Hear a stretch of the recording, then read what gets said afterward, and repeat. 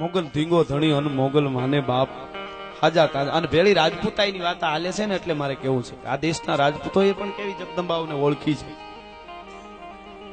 બહુ સરસ પ્રસંગ છે, સાંભળજો ખાસ. બપોરનું ટાણું, નારાયણ મધ્યાને આવેલા હુરુજ નારાયણ, ચૈત્ર વૈશાખનો તરદાર તડકો.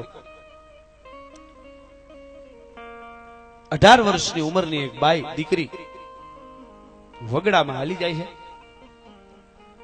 માથે ટાઢો બાજરાનો રોટલો અને ચટણીનો મસાલો બાંધીને ઊંધું ભાત માથા ઉપર મૂકીને હાલી જતી હતી ધીરી ધીરી ધીરી ધીરી ધીરી. પણ કેવી દીકરી હતી! મર્યાદા, માન, મર્તબો, મોભો, સત, રૂપ અને ગુણ આ બધું ભેળું થઈને એક રૂપ વયું જતું એવી જોગમાયા જેવી રાજપૂતની દીકરી હાલી જતી હતી.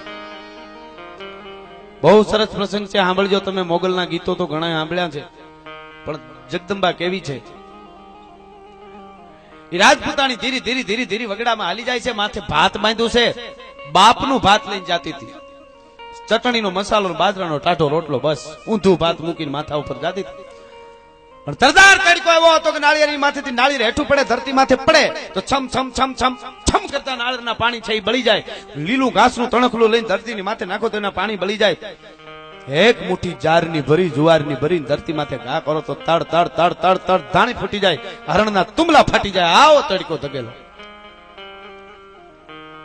દીકરી હાલી જતી તેમાં પાછળથી પડઘી હંભળાની ઘોડો લાવવાનું.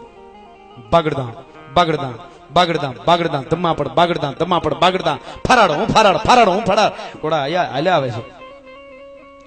ભાઈને એમ થયું ઘોડા વાહે આવે છે એટલે હું સાઈડ દઈ દઉં થોડીક, એક બાજુ તરી જાઉં. બાઈ તરી ગઈ દીકરી. ઘોડા પાસેથી નીરીને આગળ ન વધ્યા પણ કુંડાળે પડ્યા, કુંડાળે પડ્યા. દીકરીને ખબર પડી ગઈ કે શું બનવાનું છે. પછી જેનો મેન માણસ હતો એને પૂછ્યું, ભાઈ ક્યાં જા છો?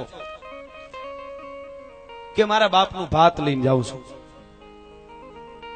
ક્યાં જા છો ભાત લઈને? કે ધણહેરમાં મારો બાપ ધણ ચારે છે. જોજો રાજપૂતાઈ કોને કહેવાય, છાત્ર કોને કહેવાય.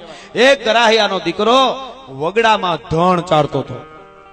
જેનામાં જે બની ગયા એને અમે યાદ કરવાનું ચારણું આપણે ભૂલ્યા જ નથી. આ તો કોક એવું કે તમે ફલાણી વ્યક્તિના ગીત ગાઓ, આના એવું નહીં. અમે તો કાનિયા ઝાપડાને બિરદાયો છે, અમે ભંગિયા ઢોલીને બિરદાયો છે, જેને જેને જ્યાં કર્યું છે. મને યાદ આવે છે દાદા સોમનાથના વંદના કરવાથી 66 વર્ષ પહેલા એક મહાપુરુષ આવ્યો, બે હાથ જોડીને ઉભો રહ્યો. સોમનાથના મંદિર તૂટેલા ઢગલા પડ્યા હતા, આંખમાંથી આહુડા પડી ગયા, અંદરથી બળતરા હતી, અને પગે લાગીને પાછો વળ્યો. તેથી દરિયાએ એને અવાજ કર્યો હતો કે હે ભલા માણસ, પોતાની જાતને લોખંડી પુરુષ કેવરાવે છે, તને દુનિયા લોહ પુરુષ કહે છે, તને મજા આવે છે. આ હિન્દુસ્તાનની શાન દાદા સોમનાથનું મંદિર તો તૂટેલું ઢગલા પડ્યા છે. અને વળ્યો પાછો ભાઈ, દરિયાના ખારા પાણીમાંથી અંજળી ભરી. અને એ માણસે તેથી પ્રતિજ્ઞા કરી કે હે વિધર્મીઓ, હે વિદેશથી આવેલાઓ, તમે અમારા હિન્દુ ધર્મને તોડવાની ગમે એટલી કોશિશ કરો, પણ એક દિવસ આ દાદા સોમનાથના મંદિરને પૂર્ણ રીતે ઉભું કરી અને માથે જો ધજા નો ફરકાવતો હું સરદાર વલ્લભ પટેલ નહીં. આ મારી પ્રતિજ્ઞા છે. ભલા માણસ સાહેબ, એને કરી બતાવ્યું એટલે એને અમે કાયમ યાદ કરીએ છીએ. અમે એના ગીત ગાઈ, બાકી ગાંઠિયા વણતા વણતા સૂરમાં મોઢા કરી જાય, એના રાહાડા ન ગાવાના હોય એની વાતો નથી આ. પણ જેને કાંઈ કર્યું છે, અદબ તાકાતના જાતવંતા અશ્વ જ્યાં કરવતે જમીની પીઠ કાપે, એવા આજ પણ ઉભા છે અડીખમ પાળિયા, રાહ જો યુદ્ધની ગામ ચાપે. એટલે મોડીએ પૂછ્યું કે ક્યાં જાશો? તો કે મારા બાપનું ભાત લઈને જાઉં છું. વગડામાં ધણ ચારે છે મારો બાપ. તારું નામ? તો કે મારું નામ સુજાન. તારા બાપનું નામ? તો કે સુરસિંહજી વાઘેલા દરબાર. કે તારે ભાત લઈને વગડામાં આવા ઉગાડા પગે આવા રૂપને નો જવાનું હોય. તારું રૂપ તો અમારી કડીની જનાનખાનામાં શોભે, કડીના ગઢના દરબારમાં શોભે. મુસલમાન બાદશાહ હતો કડીનો, એને કીધું કે મારા જનાનખાનામાં મારી બેગમ તરીકે તું હારી લાગ્યા, વગડામાં ઉગાડા પગે ભાત લઈને જાય રાજપૂતાણી, તો આવું તારું રૂપ ને તું હારી ન લાગે. રાજપૂતાણીના 20 નખ એક આરે પકડીને ખેંચી લીધા હોય ને એટલું એને વહેમું લાગ્યું, પણ એને દેખાવા ન દીધું. એને ખબર પડી કે બીજું કઈ બોલાય નહીં હવે આમાં. ઈ કે તમે આવી વાત કરો, એ વાત સાચી, પણ ઈ વાત કરવા માટે મારા બાપ પાસે આવવું જોઈએ. દીકરીના માગા બાપ પાસે ન ખાય. એને ખબર પડી ગઈ, છોડવીજો જે જે પાણીએ ચડે, નકર જિંદગી આખી નડે. છોડવીજો જે જે પાણીએ ચડે. ને ક્યાં છે તારો બાપ? તો કે એ વગડામાં ધણ સારતા હોય છે. અટાણે ધણ બેઠું હોય છે, બપોર છે. અને હાલતી થઈ બાઈ, ઓહો, ધરતીને સમયને માપતી જાતી હતી. વાહે ઘોડલાઓ અને પાણાનું ઓસીકું કરીને ગરાહીઓ રાજપૂત હૂતો તો ને એને પડકી સાંભળી ઘોડલાઓની નામ જોયું. પોતાની દીકરી આગળ વાહે ઘોડા ફેળા હેલ્યા આવે બાદશાહના. બેઠો થઈને એટલું બોલ્યો, બેટા સુજાન, હા કોણ છે? બાપુ મહેમાન છે.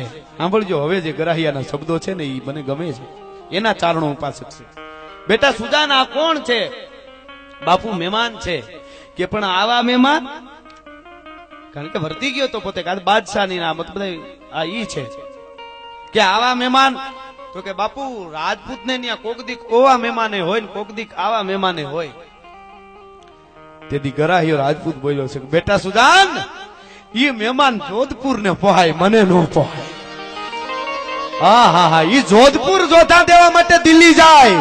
આ સુજાનસિંહ ને નો પોહાય, સુરસિંહજી ને નો પોહાય. બેટા સુજાન, આ ગરાહિયાને નો પોહાય, જોધપુર ને પોહાય. હા હા, કેવડી વાત કરી. આ તો વગડામાં ઢોર સારવા વાળો રાજપૂત હતો. આ મને નો પોહાય. કે બાપુ ઈ વાત તમારી સાચી, પણ હવે તો કંકોત્રી સાપવી પડે એમ છે.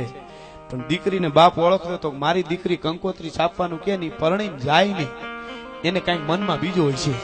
એટલે કહી દો બાપુ, એમ કીધું. એટલે કીધું કાંઈ વાંધો નહીં. કડીના બાદશાહને કીધું, જાઓ તમે તમારી તૈયારી કરો, અમે કંકોત્રી છાપી છે. આ તારીખ આ તિથિ, તેથી જાન લઈને આવી જાજો.